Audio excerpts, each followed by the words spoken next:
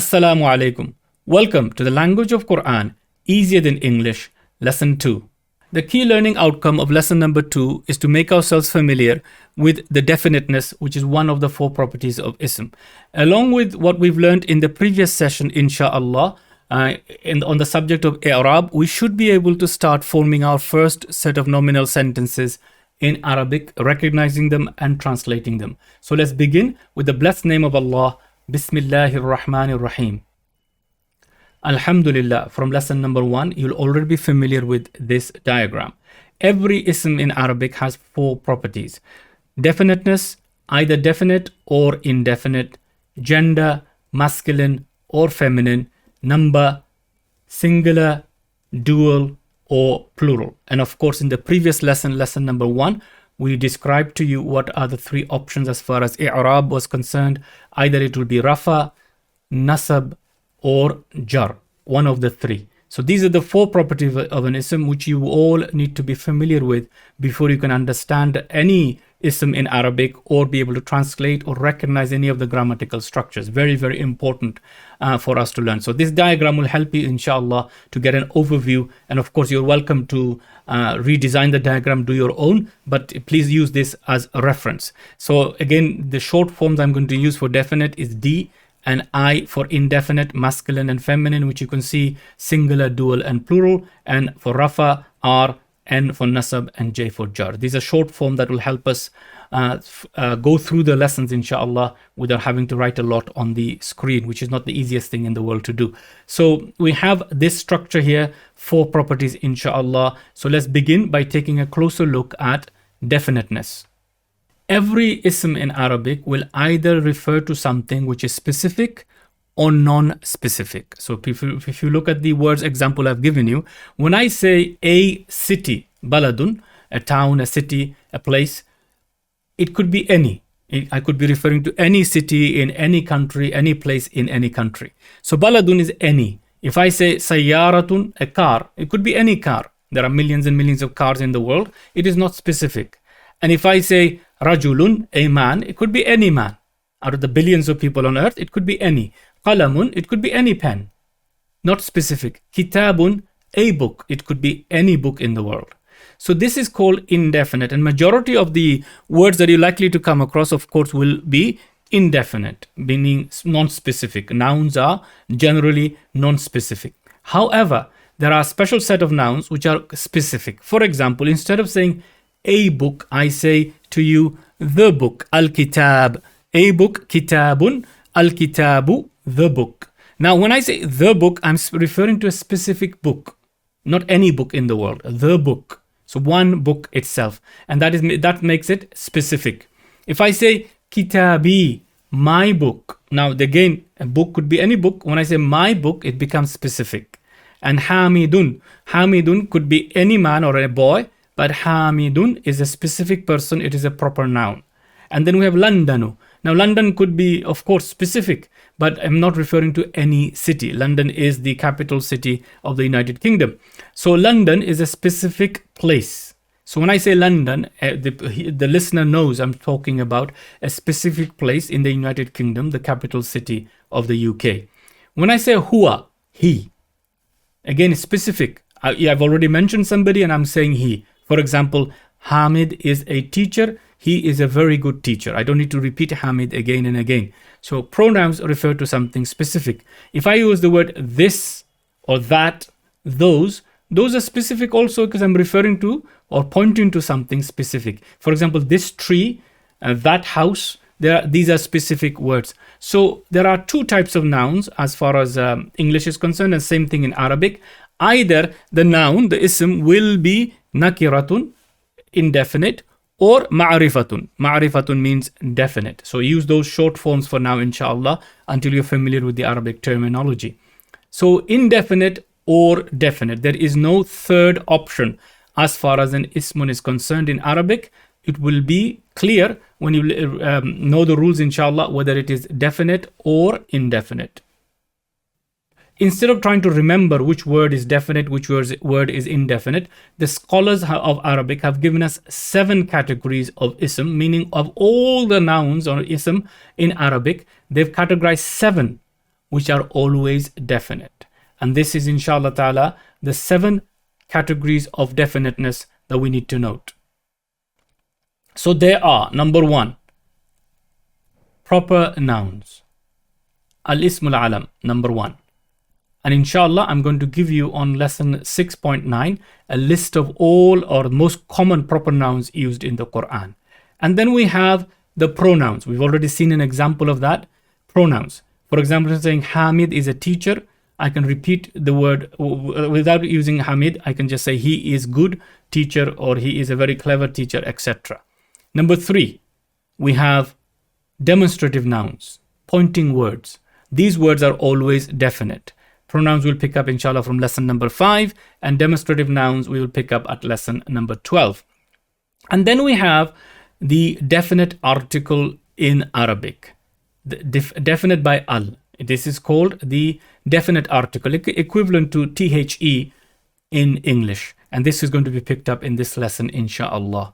The other, number 5, is a relative noun. A relative noun, or in English they're called relative pronouns. And we will look at them in lesson number 15, inshallah. And number 6 is munada or vocative, when you address or call someone, ya rajulu, O man. And that will be picked up in book number 2. And then we have something which is related to a definite, meaning indefinite noun related to a definite, and these will be picked up in lesson 10 and 11. Don't worry, I'm going to go through these terms in some detail. The first 4 are the most important at the beginning, inshallah, and then we will pick up 5 and 7 in this book itself, the lesson, first 15 lessons, inshallah, and we'll pick up number 6 once we've learned or became familiar with the verbs. So don't worry about the terminology for now. Just make a note of that there are 7 categories of ism, and they are as such. At the beginning, you can just simply refer to the English wording for them. So let's take a quick look at each one. Number 4, we're going to take a look at in some detail. So the first one is the proper noun. In Arabic, it is called al-ismul alam, the proper noun. Now, proper noun in English, we are all familiar with, is the name of a specific person, place, or a thing. Something that has a specific name. So with the example I gave you before, London.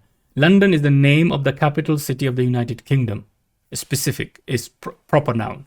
Makkah, of course, the holiest place in the world. Makkah. Zaydun, name of a specific person. And then you have Maryamu, name of a specific person. So when a common word is something refers to any, whereas a specific proper noun refers to someone specific. Somebody's name is a proper noun. So name of a place, person, even a thing that has a specific name, it will always be definite because it's referring to something specific. So when we mention London, everybody knows or should know that we are referring to a specific place. Makkah, specific place. Zaydun or Zayd is a specific person. Maryam is a specific person. So this is called al-ismul alam in Arabic, the proper noun, which are always definite. Number 2 on our list are the pronouns. In Arabic, they are called ad-dama'ir, and pronouns are used in the place of noun, just like in English. So in English, if I say to you, Khadija is a teacher. So let's say I mentioned her name already. I said, this is Khadija. I can now use a pronoun instead of repeating the name. So I can say, she is a teacher. So pronouns always refer back to a specific thing. So this is why they're also always definite. So all pronouns in the language are definite, i.e. specific. Again, 2 examples given on the screen. At the top line, you can see he and I and you.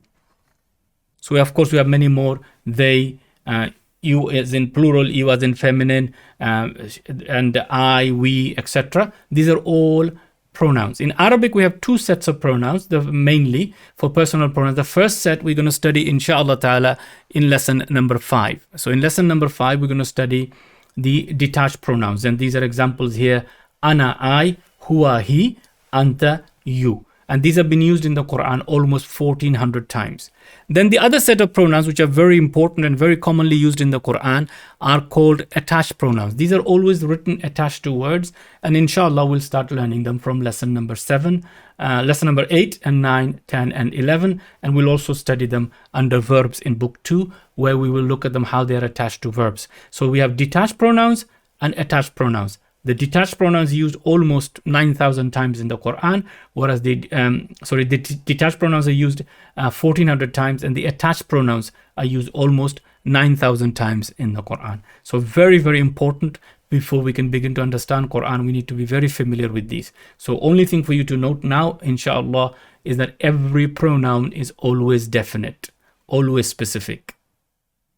Third on our list are the demonstrative nouns. Asma'ul Ishara. Now in English, they are called pronouns. In Arabic, they're actually category of ism, so they're classed as nouns. So I'll translate them as the demonstrative nouns. Of course, in English, if you're familiar, we refer to them as demonstrative pronouns.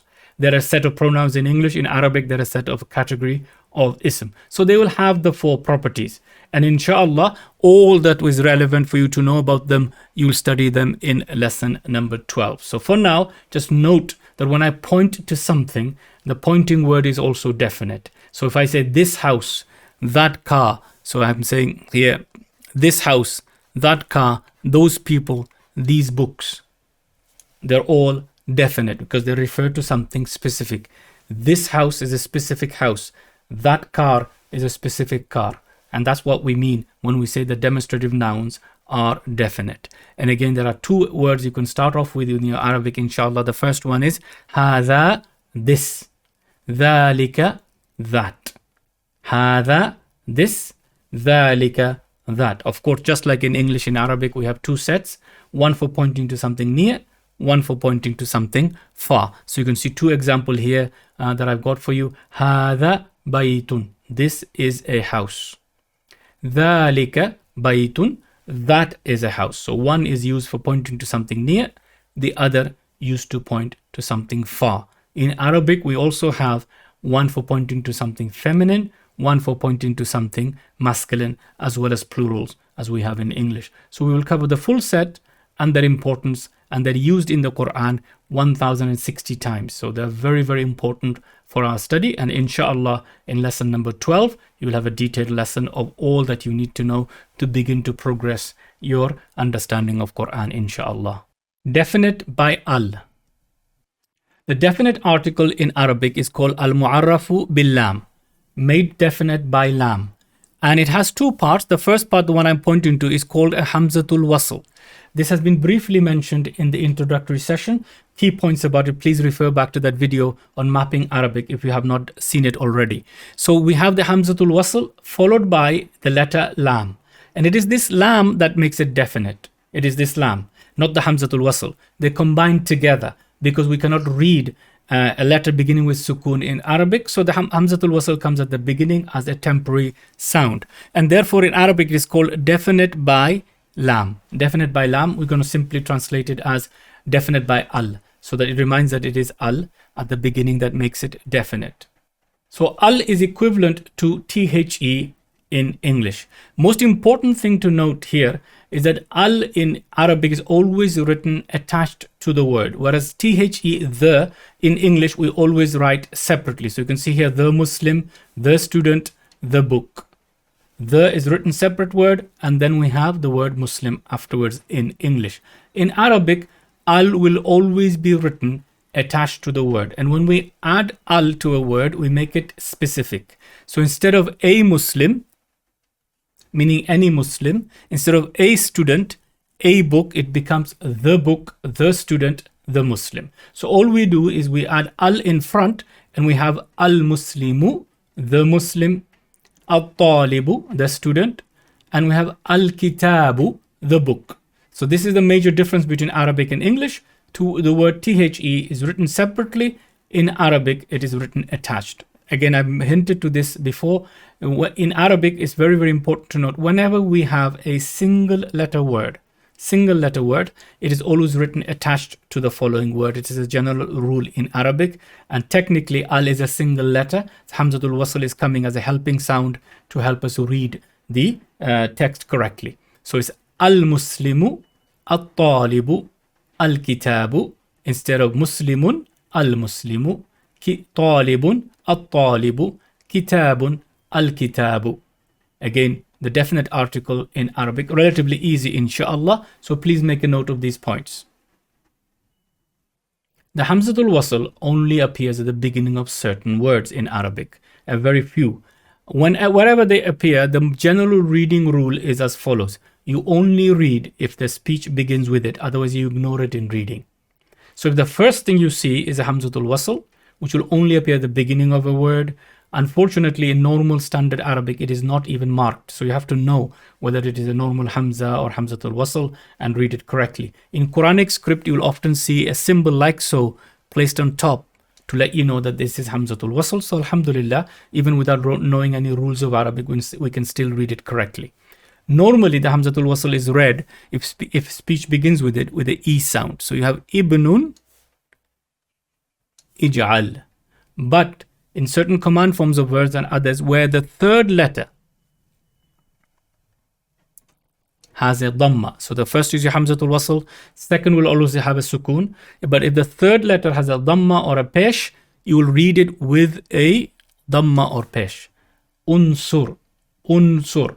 Please note these rules, inshallah, I'm sure you already know them. So these are very important rules related to the reading of Hamzatul Wasl. As a rule, whenever Hamzatul Wasl is at the beginning of the definite article, it is always read with a a sound. So al-kitabu. If it comes in front of the Qamari letters, we've already done this in the introductory session, inshallah. Please go back to that video on mapping Arabic if you're not familiar with this. It will be read al-qamaru, al-qamaru. But if it's with Shamsi letters, this lam is not read. This lam is not read. So you read this as ash-shamsu, ash-shamsu. Again, you can see that here. We're going to take in the sound straight to there. So the sukun on the lam will not be written. I've written that just to illustrate that point for you. So Hamzatul Wasl only at the beginning, and it is only read when speech begins with it. Normally you read it with the E or a U sound in certain cases. With the al, it is always a. Now again, as the rule goes, if there is something before in reading, you will not read the Hamzatul Wasl. So you write it, but you will not read it. So you'll have wal kitabu, and then you have here wal qamaru, and here again the lam nor the Hamzatul Wasl, even though they're both written, you will not read them. You go straight here with all of the 14 Shamsi letters. So you read that as washamsu. Again, you can see that, alhamdulillah. And again, I'm hoping that you're very familiar with these rules. So Hamzatul Wasl, very special letter in the Arabic language, only read at the beginning, and of course is sometimes referred to as temporary sound, helping vowel, temporary sound to help you to read. Just like in English, we don't add the to anything that is definite. For example, I don't say in English, the London. It's London already. We don't need to add the. So if I do not go to somebody, where are you going? I'm going to the London. We don't say that. Similarly, in English, we don't add the to a pronoun. We don't say the he, she. We don't say the he, the she. Same thing in Arabic. We do not add al or the to a definite noun. There are some rare words in English or rare proper nouns in English where the is added. For example, you have the Atlantic. It's a proper noun. The Nile, the River Nile has the in front. And there's a country, a Muslim country in Africa called the Gambia. So there are very rare occasions when the is added to a proper noun. And we have the same thing in Arabic, a rare set of names, proper names that have al in front. So Al-Qahiratu, the Cairo. We just say Cairo, of course, in English. Ar-Rumu, the Romans, proper noun. Al-Hasanu, Al-Hussein, again has al in front. So these are few. There are a couple of other companions' names. May Allah be pleased with them all, where al is used. But generally speaking, al you will not add to a proper noun. You will never see in Arabic tanween and al on the same word. This is very, very important rule. Please note it down. You will never see al and tanween on the same word. So for example, we have here Muslimun, and then we have Munafiqatan, and then we have Mu'minin. You will note in the first three examples, a Muslim, a hypocrite, a believer. Three words. This rule applies everywhere in the Arabic language. If I want to say the Muslim, I will put al in front. So I've added al in front and I end up with removing the tanween. This is a very important rule. Please remember it. Whenever you add al to a word, the tanween must be removed. You will never ever see a word in Arabic which has al and tanween at the same time. So please make a note of that, inshallah, as you go, because you will be doing these changes yourselves. You need to make note of that. So whatever the tanween is, if it's the tanween with two dhamma, two pesh, it will be single. Al-Muslimu. In the next example, we have munafiqatan. Okay, we have two fathas. A hypocrite. I want to say the hypocrite, female hypocrite here. Al-munafiqata. I can see here again, single corresponding vowel, corresponding whatever it was there before. You don't change anything, just remove the tanween. So from tan it becomes ta. Al munafiqata. Again, you can see very clearly here. And then we have the last example, mu'minin. Mu'minin, a believer. It will simply become al mu'mini.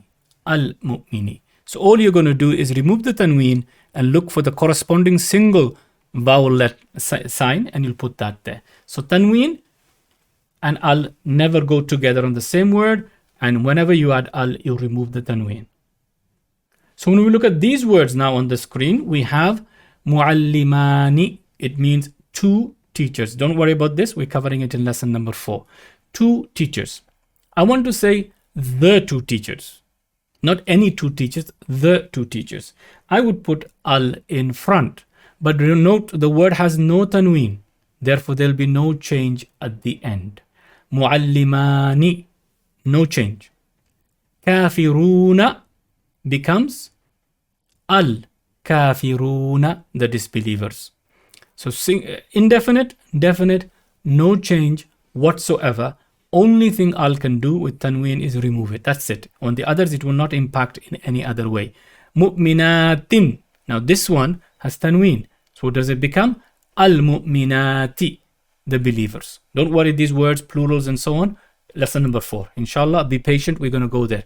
But let's go one step at a time. So if the word has no tanween, al will not make any impact to the changes at the end. Only with tanween will we see the removal of the tanween with a single vowel symbol or vowel sign. Please note this very important point. So many people have asked me questions and I'm not sure where the confusion has come from, but let's see if inshallah if we can remove this confusion. A lot of people are under the impression, maybe from what they heard or read somewhere, that tanween is a sign of indefinite, i.e. tanween means a or an. Technically, in some cases this is true, but this is not the case. The use of a and an in English really is dependent upon the rules of the English language and has nothing to do with tanween or Arabic. For example, look here, I'm saying mu'minun means a believer. So I will use a here in English. I could say believer, but a believer is more accurate in English. Imamun, I'm going to say an imam. But I have another word next to it, kabirun, big. I don't say a big in English. Right? I just translate as big. It's an adjective. Ba'idun, far. Jamilatun, beautiful. I don't say a beautiful in English. I could say this is a beautiful house, this is a beautiful car, but generally speaking, I don't use, when I translate beautiful, a in front. So the translation of tanween is dependent upon the English language. It has nothing to do with it being indefinite. So please note, tanween is not a sign of something being indefinite. There are a number of definite nouns in Arabic, proper nouns, that have tanween. Take example here. Muhammadun has got tanween, but it is definitely a proper noun. So it is definite. Nuhun, Nuh, has tanween at the end, but it is definite. So it is not indefinite. Mahmudun, Hamidun. So there are many nouns which are proper nouns will have tanween at the end. You do not remove the tanween. It is a proper noun, it's there. And it will be, it is not a sign that it is indefinite. Why some words take tanween, why some words don't, this is more further discussion inshallah. But for now, remove this idea that tanween is a sign of something being indefinite all the time. This is simply not the case. There are many indefinite isms in Arabic that do not have tanween. Take an example with what we have on the screen. We have akbaru, no tanween, means greater. Masajidu, mosques, no tanween, plural, meaning more than three or more mosques. Ahmaru, red, color, no tanween. Bushra, good news, no tanween. So you will come across many, thousands and thousands of isms in Arabic that will have no tanween, but it is indefinite. So what is definite, what is not definite has nothing to do with tanween as a primary rule. It is only the 7 categories I'm giving you in this lesson. And if they fall within those 7 categories, it will be definite. One more important thing to note, whenever you see al in Arabic, it is not always that you will need to translate the. Let me give you a few examples inshallah here. Al-qalamu, the pen. Now in Arabic you will see al-jadidu, but in English you will not translate the new. Especially when it comes to adjective phrase, inshallah, you will not translate. But in Arabic, you need to put al in front. Again, when the lesson comes, we'll look at it in more detail. But just because you see al, do not always go, I'm going to translate the. Again, you're going to follow the rules of the English language. That is the language you're translating into, or that is the language you're trying to understand in. And we have al-Islamu. Now, Islam in English is a proper noun, so we don't add the in front. But in Arabic, you'll see al in front of it. And there are many other words, like, for example, ad-deenu. You don't say the deen, for example. Again, there are many like so. And here we have al-ilmu. We don't necessarily need to say the knowledge. It will depend on the context. So please note, when you see al, it is not always necessary that you'll have the in the translation. But as far as Arabic is concerned, that word is definite. Why is it definite? Because it has al in front. So you need to start thinking in this way. What is it there? Does it have one of the, does it belong to one of the 7 categories of definite? It has al, so it's definite. I'm not interested in what happens in the English language as far as Arabic language rules are concerned. Al also has no impact on changing the i'rab of a word or of an ism. Here, for example, if you remember this sentence I asked you to recall in lesson number 1, 3 famous sentences that we're going to use throughout our lessons, inshallah, to help us understand i'rab. Here we can see it, ja'a rajulun. Why ja'a rajulun? Because this is the doer of the verb ja'a. So it needs to be in rafa. So we have rajulun. Ra'aytu, we need to change it to rajulan. Why do we need to change it to rajulan? Because it is the object of the verb, to see. I saw, what did I see? I saw a man. And then third we have, I gave salam. It's coming after the word ala, which is a preposition. It will always be in jar. So you can see here I have, a man came, ja'a rajulun. I saw a man, ra'aytu rajulan. I gave salam to a man, sallamtu ala rajulin. On the other hand, if I want to say the man came, I saw the man, I gave salam to the man, all I'm doing is changing it to ar-rajulu. It is still rafa. Why? Because it is the doer of the verb. Ra'aytu, I saw, ar-rajula, the man. It is still nasab. Has to be nasab. Why? It is the object. And sallamtu ala rajulin or ar-rajuli, it will be jar. So ar-rajulu rafa, ar-rajula nasab, ar-rajuli jar.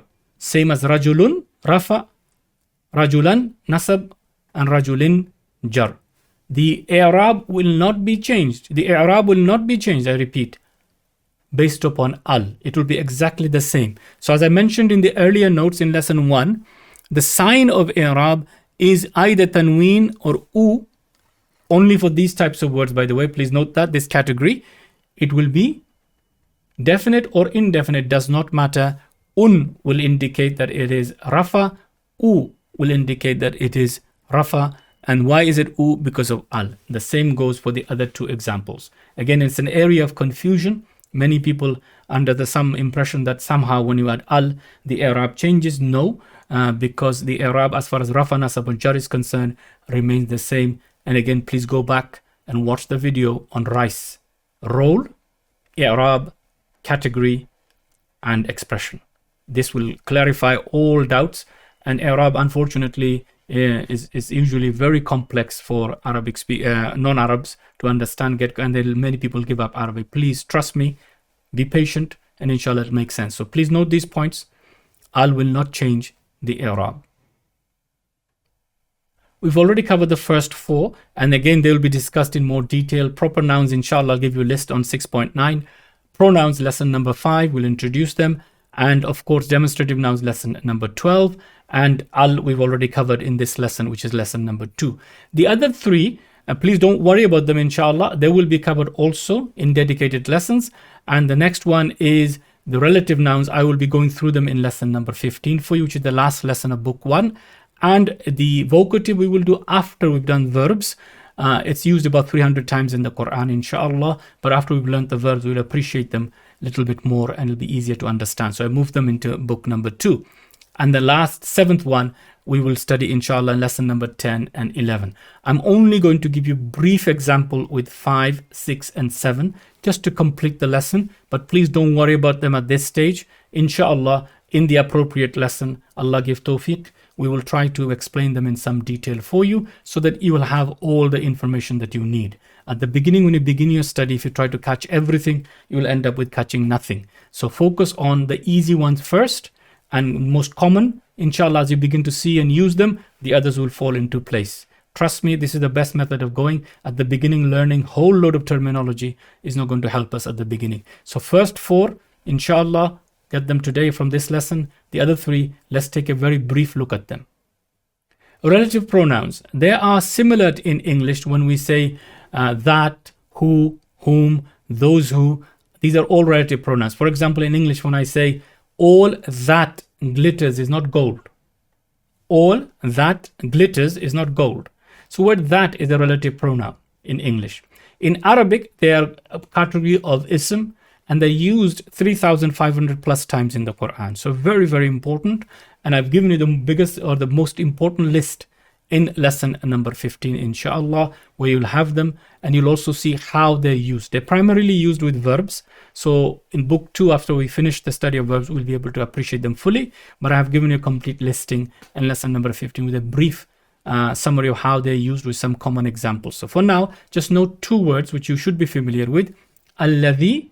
For example, in Surah Alaq, we read, Alladhi allama bil qalam. If you know this ayah, it'll help you. Remember, the one who taught by the pen. And of course, the second one you should all know, Sirata alladhina, Sirata alladhina an'amta alayhim. The path of those who you have favored or whom you have favored. So you can see here, alladhi, alladhina. Very commonly used in the Quran. Relative pronouns in Arabic, they're a category of ism, and they're always definite. Vocative. In English, you may not be familiar with the word because we don't necessarily learn English grammar. Vocative is when you call somebody or address someone. A room full of teachers. You want to address me, for example. You say, yeah, or oh teacher. All right? Hey man in English. We use other terms like so. Hey man. I'm sure in every culture you have one way of addressing somebody specific. So room full of people, you want to attract one person, so you call. And this is called munada in Arabic. Al-munada, the vocative, the one being called. Now the vocative in Arabic is used, I think, about 170-80 times in the Quran, and we will cover them in book 2. So example here, Ya Ustadu, O teacher. Ya Rajulu, O man. Okay, again, and so on, many examples. So you'll use it like this in Arabic, inshallah. And again, please just make a note that it's definite. Don't worry about the rules related to that. We'll pick them up later. The 7th category of definite is called an indefinite noun connected to a definite. Please don't worry. Lesson 10 and 11 will come to it. So for example, take the word Rasul. Rasul means a messenger. Could be any messenger. It could be messenger I sent, or it could be messenger you sent. Messenger, somebody carries a message. But when we say Rasulullahi, now it becomes specific. Why? It is not any messenger. It is the messenger of Allah. Something significant, right? Specific. The messenger of Allah. So an indefinite noun has been made definite by connecting it to somebody or something which is already definite. Rasuluhu, his messenger. Of course, we're here referring to Allah Azza wa Jal. So his messenger. It's not non-specific, it is specific.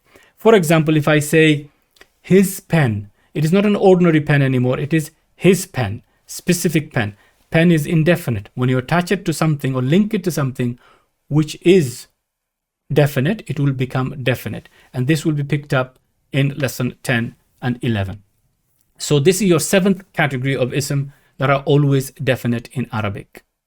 Let's conclude part 1 by summarizing the 7 categories of ism that are definite in Arabic. The first, al-ism al-alam, the proper noun, always definite. Then we have ad-dama'ir, pronouns, which refer to a specific thing or person or a place. Asma'ul ishara, or pointing words, demonstrative nouns, words that are used to point to something. And then we have al-mu'arrafu bil-lam, the one we looked at in some detail in this lesson, definite by al. Remember, al is a definite article in Arabic. Number 5, we have relative nouns. We're going to call them nouns, even though in English they're called relative pronouns. Al-asma'ul mawsula, the relative nouns. And we have al-munada, vocative, when you address or call someone. And the 7th one we have, which is something indefinite related to a definite noun. So this is what we are going to be studying. Inshallah, all 7 of them going to be covered in this course. Inshallah, we'll have a full overview of it as we progress through. Again, the reason why the order of I'm teaching them in a certain order is because these are the ones that are going to give you the highest yield in your understanding of Qur'an, and all of them based upon the frequency of the way they're used in the Qur'an. And of course, we've chosen only the most common that you will find in the Qur'an, insha'Allah. That's it, alhamdulillah, for lesson 1, part 1. Inshallah, in the second video, we will cover part 2, where we look at practically how to form nominal sentences in Arabic. By Allah's grace, we are only on lesson number 2, and we should be able to, with the knowledge that we've acquired from the previous lesson and this lesson, start forming and translating some simple sentences in Arabic, nominal sentences. And if you recall from the introduction, they're the ones that begin with an ism, and they're called nominal sentences in Arabic. Please like, subscribe and share. Encourage others to learn also. Inshallah, may Allah reward you and bless you for your comments, your feedback, your suggestions and your du'as. May Allah forgive any of our mistakes. May Allah subhanahu wa ta'ala unite all our hearts together. May Allah subhanahu wa ta'ala grant all of us the ability to learn Arabic, to understand the Book of Allah, and also enrich our lives through His teachings. Until the next video, Assalamu alaikum wa rahmatullahi wa barakatuhu. الذي علم بالقلم